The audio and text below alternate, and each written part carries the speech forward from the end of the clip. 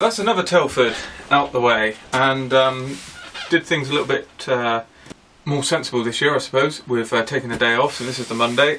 Spent the morning sorting out this room, which was an absolute state. The last thing I did in here was finishing off projects, and then I didn't want to come in here. I think I finished them off on the Monday, and then didn't even want to sort of look in here until we were going up on the Thursday. So that needed quite a lot of looking after. And so I had a bit of time to myself, so I've managed to sort out the bench, get everything ready, get all the projects that were lingering. They've gone now, obviously they've been sorted out for Telford, and a few things hanging over, but nothing that's really pressing. So there we go. Now I did buy a few things, obviously, as you would expect, and didn't go too mad, although I've bought a lot and too much, but I didn't spend too much because managed to get a bit of a budget out of selling some kits before I went, so you know, it's all sort of recycled money. So we'll start with the off-topic stuff that I bought, I suppose, first. So I had an order to pick up from Hannant's, which had a couple of things that people wanted to get for Christmas, so it was a good way of getting a discount. So those kits are gone, and I'm not going to see them for a couple of months, but I did add in myself all these nice little bits for a build that I'm planning on doing, which is going to be for the Henschel He162 in 1/32 scale. That's the Salamander. So I bought the book Valiant Wings as well, which I wanted to pick up at a earlier time. And yeah, so this is interesting stuff. I was going to go a bit mad with this build, but I decided not to go quite as into it as I was going to go. I got some control sticks there, or control levers, which were damaged on receipt, but I didn't. It's only resin, and they're just glued straight back on, so I didn't bother saying anything. So I got those. Got some resin wheels from Barracuda. Ironically, all these people were there, and I could have probably picked these up from them at a better deal. But there you go. Don't know that at the time. And this is exquisite casting on all this resin stuff. So that's just late wheels that work for an HE162 as well as the later BF109s. Got some stuff to go in the cockpit there, and I didn't realise you do have a set of seat belts in the back of there, printed by Edward, so I've doubled up on those, but I'll probably use these anyway and then keep those in reserve. So I've got these HGW seat belts, which are quite a lot more detailed. It's got all of that to go in there. Some metal gun barrels and the pitot tube, so I mean they're essential, especially in this scale. Instrument panel, starting to go away from Edward now because they're a little bit on the bigger scales. They kind of show themselves up a little bit, but Yahoo are very good for the highest scale, so that's quite well detailed. And then some paint masks. Now, although that looks like a lot of stuff, it didn't actually come to much. I think it was 25 quid or something like that. The kit was bought for me for a present, so you know, I thought I'd chuck some stuff at it because it's a little bit basic out of the box. So hope to get that one going in the new year.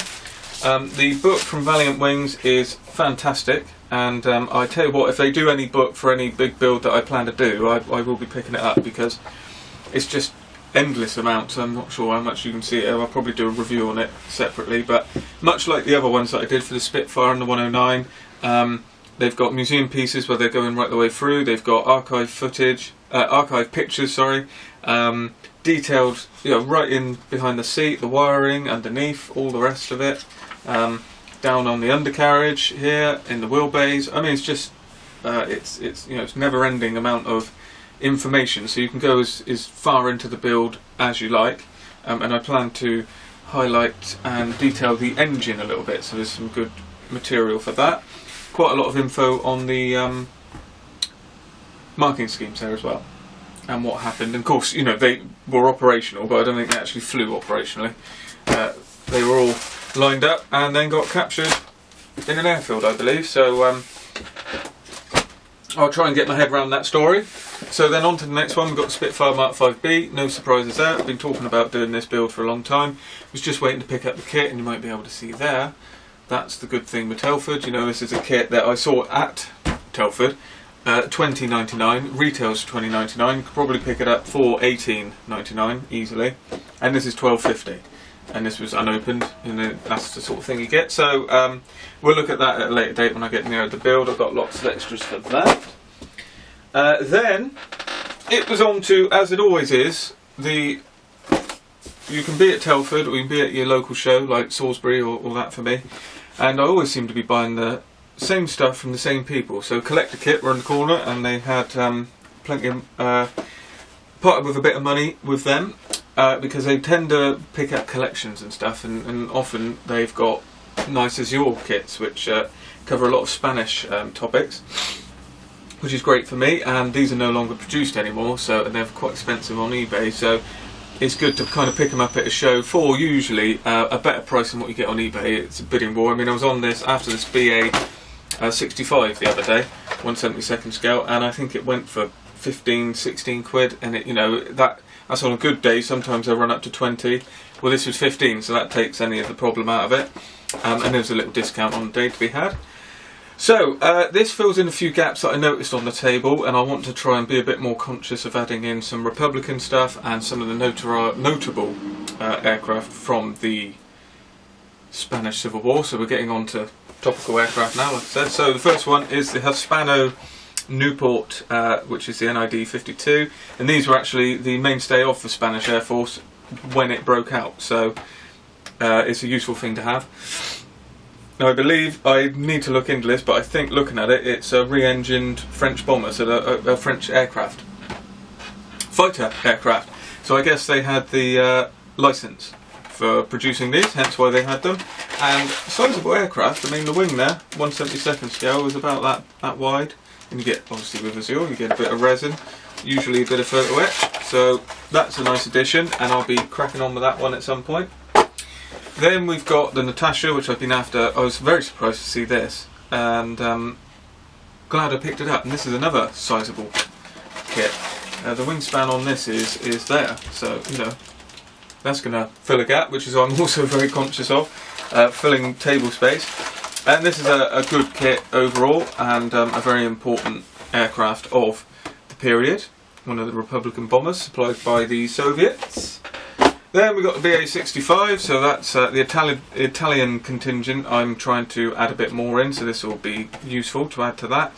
In here you get a full resin engine inside a cowling already done, so it's a nice little kit. And the ones in Spain did not have the two-seater version, so it's mainly the one-seater version, and this has got Spanish decals inside, so that's good.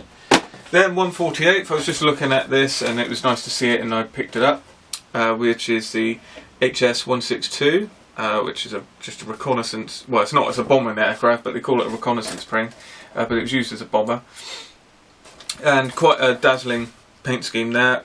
And again, nice size kit, and I think, yeah, this is one of the only German ones I got, so I try to stay away from.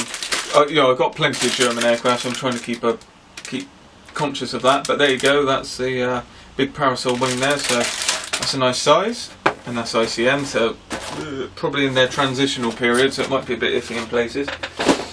Then I picked this up. Now I don't need any more 109s, but I have got one here. And this was just a tenner, and I've seen it around, and I haven't done the Airfix 148th one, so I figured, you know, I could do a quick out of the box build. Might actually do the Trop, because I like the Trop, but probably would land on a Condor Legion aircraft, but if not I can use the decals elsewhere. So I thought, you know, for a tenner, the decals probably cost a fiver to buy on their own, so you know, can't really go wrong there. So that's a nice little addition. Then we've got this tatty old thing, which I'm not going to open because it probably needs transferring the box, but this is the KP Aero MB 200, so that's the Marcel Block 200. I'm going to do one of these. It's not really a what if. I mean, they think there was some in Spain, but there's no sort of evidence of it.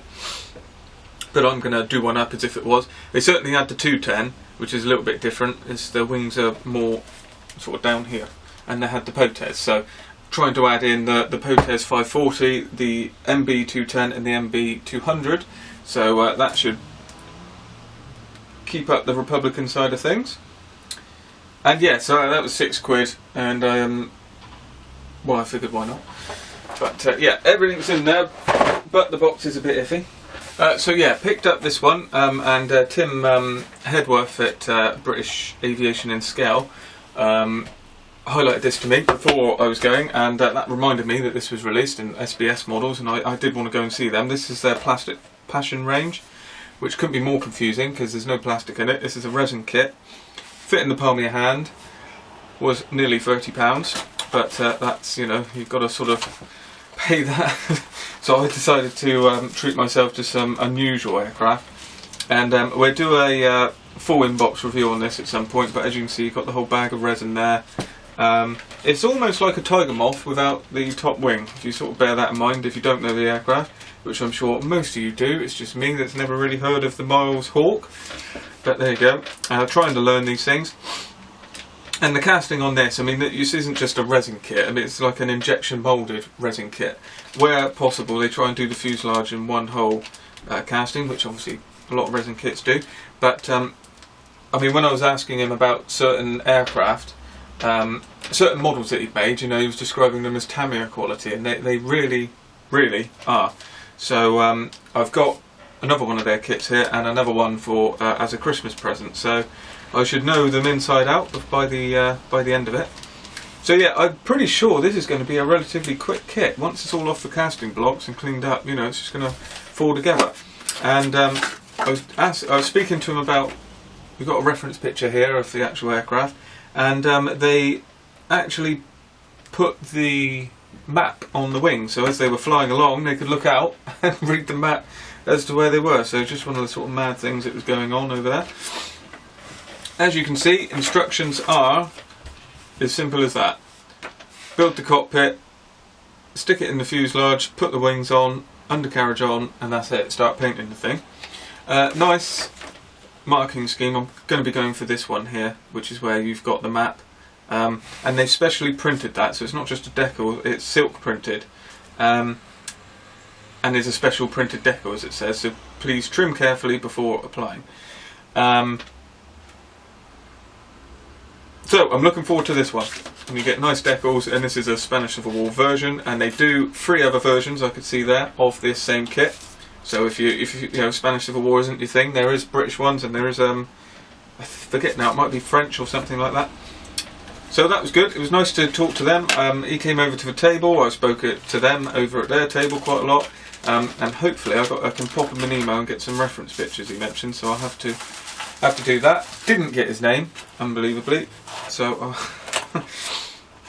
I'll have to just send them an email and try and work out who it was I was talking to. So that's the Miles M2H Hawk Major. Then I picked the 1/48 scale, the Caudron C600.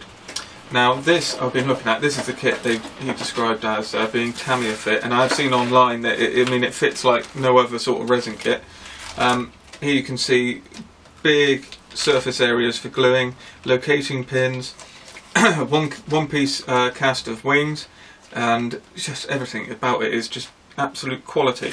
So it's good to get that when you can, I think. And this, you know, at Telford, this is what the show's all about, speaking to the manufacturers, asking them how they're so good, how they go into the production of it, that they were all happy to answer, and then you part with your money. So I will be honest, this was £50, this kit, which is expensive, but it is a quality kit. So, you know, I could have run around and come back with 10 or 15 kits that were made by Revel and Airfix and all the rest of it, but probably not going to have the enjoyment or the unusual subject on the table at the end of it. So, you know, sometimes you've got to spend the money here and there. And there you go, you've got the whole bag of resin, so you've got cockpit and interior and all the rest of it is inside there. We've got resin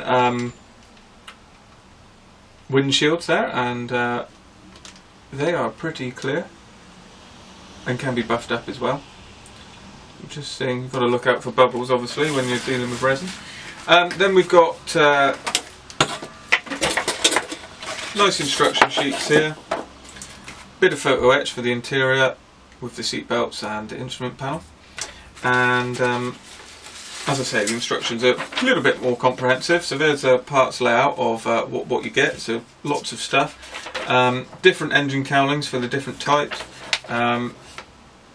detailed cockpit in there as well, which is looking pretty good. And then going around putting the undercarriage on, And then the marking schemes are, again, this is a Spanish version. There is also a French version and another version, so again, worth checking out if you're looking at different types of aircraft. So we've got quite a snazzy one, which is the box art, which we're probably not going to do. Then we've got more of a plain version here and a Republican one. Now I would like to do the Republican one, but looking at it, you know, I'm going to be wasting a lot of decals. And I just don't know. I don't know. I'll make a decision when I come nearer to it. But so you've got all of this for the nationalist ones, and then the Republican one is this here, and the 6. So, you know. Just want to sort of, I feel if I use that, I'll be, you know, I'll be maybe £10 of what I've paid's gone to waste there. But I don't know. We'll see at the time. Always convince myself to buy another one, I suppose. So that's what I bought at Scale Model World, which I think isn't as bad as last year. So I think I did pretty well. And it wasn't just about buying stuff. Unfortunately, the show generally is sort of 90% of going around the outside looking at the traders. I really do try and force myself to go down and look at the branches in the SIGs, but I didn't manage to do a lot of that, as you'll see. I've got some pictures to show you, but there's not a great deal there, so I did miss out on a few things. There was quite a lot of reveals, so I mean, I don't think anyone was expecting the Airfix release, 124th Hellcat. Sort of initially you hear it and you think, oh, I don't really know where they're going with that, but after it sank in after a couple of days, I don't know, there seems to be, already the American guys seem to be on Facebook, seem to be quite excited about it, and you know, the more you look at it you think, well, it is quite an impressive thing. It's a nice size and it all sort of works very well. So, and looking at the actual mock-up, you know, it's a very detailed kit. Equally with the Lancasters, HK models and Valiant Wings. A lot of debate as to which one's better. I think, you know, if you look at both, you probably have a decision, but I don't think anyone would be disappointed with either. So they're very impressive pieces, and the size of them is just unbelievable. And I did get, with a couple of people, the guess of the Valiant Wings release, right? So I thought that would be a handily page 0400 or 0400, which it is. And that really, you know, in 1/32 scale, you can imagine what that looked like, and I'm sure many of you have seen quite a lot of pictures online about it as well. So, very impressive releases. Nice to meet up with a couple of guys from YouTube. There was, you know, we were meant to meet up, well, they all did. I missed it both days. I was going to meet up at 1 o'clock, and it just, there was always people on the SIG, so didn't manage to meet a lot of them, but I did meet a few of them. So Ian Porton and Michael Booth, both well known on YouTube. Seems that I closely missed Mr. Moo as well, which is Neil, and that's his channel on YouTube. But that's, you know, I met him last year, and I'm sure I'll see him around at some point. So, you know, you can't. That's, the show is just a crazy old time. So you make all these plans, but I don't tend to ever meet any of them. So yeah, it was a good time overall, and we had a good day, good trip back. Did both days, went up on Friday, and yeah, it was a good weekend. And I managed to have quite a lot of people come past the table who have seen me on YouTube. So again, that was interesting. You know, you almost forget that I put these videos out. My audience is looking at this camera or talking to this camera, to sort of forget that there's people behind it. So it's always nice for you to come up and speak to me, and if you see me at any other shows, I'll always mention what shows I'm going to do. Please come and say hello, because it's very good. And yeah, very happy with the way the SIG went as well. Met a few new people, hopefully got a few new members out of it, and quite a lot of interaction as well. And it was nice to see that people are enjoying what's being done with the SIG. It is just me, but there's plenty of contributors online around the world, so that's quite good. There was a couple of guys from Belgium again who came over last year, not just to see me, as they said. I think the Saturday for them was all about the purchasing, is what he told me. So saw them on a Sunday, so that was nice.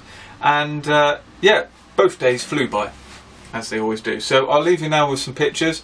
Hopefully, if you went to Scale Model World, you had a good time, and is already planning for 2019, if you can believe that. So so I'll be back with a video shortly, hopefully just probably a build video, looking already just past the camera, cracking on with that P400, so I think that would be the next thing.